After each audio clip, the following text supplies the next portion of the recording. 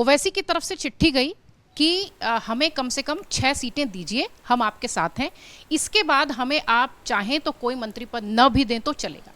लगातार ओवैसी के इस तरीके के बयान, एक किसी टीवी कार्यक्रम में गए थे, वहाँ उनसे पूछा गया तो उन्होंने ये सारी बातें कही। उन्होंने कहा कि मैं बहुत स्पष्ट हूँ, मुझे जो टीम बी कहा जाता है बीजेपी की, मैं चाहता हूँ कि मुझे 6 सीटें देके महागठबंधन का मैं हिस्सा बनूँ।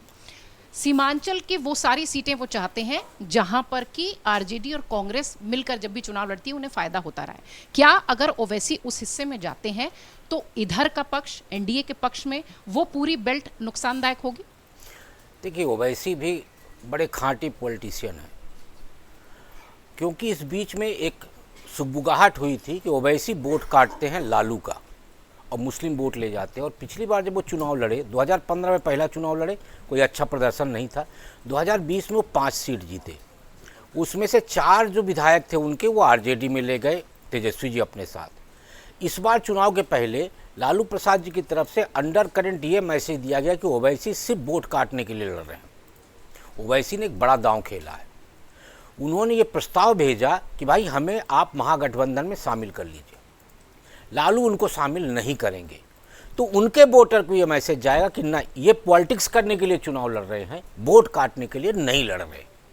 Smart strategy. तो इसलिए यदि वो प्रस्ताव नहीं भेजते और फिर चुनाव लड़ते तो उनके ऊपर ठप्पा लग जाता कि भाजपा के एजेंट हैं और सिर्फ आरजेडी और कांग्रेस का वोट काटने के लिए असदुद्दीन ओवैसी बिहार का चुनाव लड़ रहे, और खासकर सीमांचल की उन सीटों पे जहां मुस्लिम मतदाता 50 से 60% है। अब ये दांव चल के ओवैसी जी ने वो काउंटर कर दिया है जो ओवैसी के खिलाफ हथियार के रूप में इस्तेमाल किया जाना, टीम बी और वोट कटुआ जो उन्हें कहते थे। तो इसलिए हम ये मान के चले कि सिर्फ लालू जी ही सारी चीज़ तय करते हैं, ओवैसी जी भी तय करते हैं। और ओवैसी जी ने चिट्ठी लिख के, पहले उन्होंने अपने प्रदेश अध्यक्ष से चिट्ठी लिखवाई थी, तब रिफ्यूज कर दिया गया था, खारिज कर दिया गया था उनके प्रस्ताव को, और दोबारा उन्होंने फिर से पहल की है और फिर से खारिज होगा। इसका मतलब ये है कि तुम डाल डाल हम पात पात। तेजस्वी यादव जी अलग यात्रा निकाल रहे। मेरी समझ में जो आया वो ये कि जब यात्रा पे गाड़ी तो एक थी, लेकिन दोनों नेताओं के एजेंडे 2 थे। और ये इल्म हुआ लालू जी को बाद में। पहले जब 65 लाख वोट काटे गए तो लालू जी को भी लगा कि एक बड़ा इशू बनेगा, क्योंकि बहुत गर्मी थी उस मुद्दे पे। लेकिन जब गाड़ी चल दी तो पता चला कि राहुल जी का एजेंडा तो 2029 का है और अपनी स्वीकार्यता बढ़ाने के लिए वो राज्यों में घूम रहे हैं, और तेजस्वी का एजेंडा 2025 का है। तो जब ये इल्म हुआ लालू जी को, तब तक गाड़ी चल चुकी थी और तेजस्वी उससे उतर नहीं सकते थे।